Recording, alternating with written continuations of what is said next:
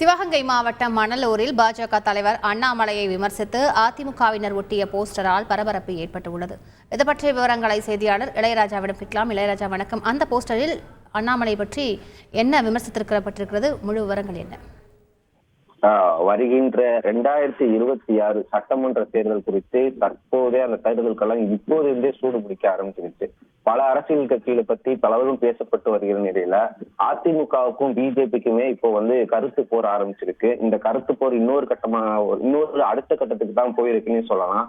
இப்ப பாத்தீங்கன்னா பாஜகவோட மாநில தலைவர் அண்ணாமலை என்ன சொல்லியிருக்காங்கன்னா, வருகின்ற 2026 சட்டமன்ற தேர்தல்ல அதிமுகவுக்கு 4வது இடம் கூட கிடைக்காது என்று கூறியிருந்தார். இதை கண்டிக்கும் விதமாக சிவகங்கை மாவட்டம் திருப்புவனம் பகுதி மணலூர் பகுதியில் இருக்கிற அதிமுக நிர்வாகி மணிமாறன் என்பவர் பாத்தீங்கன்னா போஸ்டர் ஓட்டியிருக்காரு. அந்த போஸ்டர்ல பத்தி பாத்தீங்கன்னா, அண்ணாமலை அவர்கள் சரியாக பேசவில்லை என்றால் அவர் செல்லும் இடமெல்லாம் கருப்பு கொடி காட்டப்படும், அது மட்டுமல்லாமல் நாவே அடக்கி பேச வேண்டும் என்று கூறியுள்ளார்கள். பாஜக பவரை வைத்து வளர்ந்த கட்சி. அதிமுக தொண்டர்கள் ஆலமரம் போல் இருக்கிறார்கள்.